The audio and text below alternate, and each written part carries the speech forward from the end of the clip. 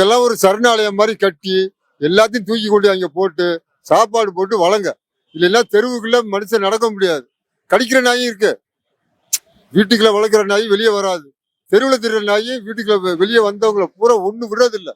பைக்ல போனாலும் பிடிக்குது அப்படியே. அப்ப அவங்க எப்படி ஓட்டிட்டு போவாங்க? புதுசா வர்றாங்கிறது அது தெரியும். நாய்க்கு கிளீனா கண்டுபிடிச்சிடும். கண்டுபிடிச்ச விட மோப்ப சக்தியை வச்சு பிடிச்சிடும். எத்தனை 10 மணிக்கு மேல உள்ளே வர முடியாது. தெருவுக்குள்ள எந்த தெருவுக்குள்ளயும் போக முடியாது. அந்த மாதிரி நாய் இருக்கும் போது இந்த நாய்க்கு ஒரு சரணாலயம் மாதிரி கட்டி இந்த பூரா தூக்கி கொண்டு இங்க போட்டு கவர்மெண்ட் அதுக்கு சோறு போட்டு வளங்க. யாராவது குட்டிக்கிட்டு கேட்டாங்கன்னா வீங்க கொடுக்கலாம். அது அவங்க பாதுகாப்பா வளர்க்குறாங்க.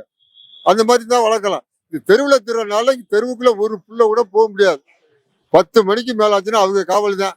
அதுக்கடையில ஒரு பைக்லயோ கார்லயோ போனா, கார்ல போனா கூட கடிக்க வருது, மறிக்குது காரை. அதுல போறவன் நல்லவனா கெட்டவனாங்கிறது நாய்க்கு தான் தெரியும். அப்ப அந்த மாதிரி இருக்கும்போது இதுக்குன்னு ஒரு சரணாலயம், இப்ப சிங்கம் புலி கரடிக்கு ஒரு சரணாலயம் இருக்குல்ல, அந்த மாதிரி இந்த நாய்களுக்கு ஒரு சரணாலயம் மாதிரி கவர்மெண்ட் பார்த்து செய்யலாம். ஏன்னா மக்களை காப்பாற்றணும்னா நீங்க அதுதான் செய்யணும். அதை செய்யுங்க. அதை தூக்கி கொண்டு அங்க போட்டு அங்க அதுக்கு சாப்பாடு இப்ப எத்தனையோ மனுஷனுக்கு ஆக்கி போடுறீங்க. அதுக்கு ஆக்கி போடாம உங்களுக்கு புண்ணியம் தானே. அந்த மாதிரி செய்யுங்க.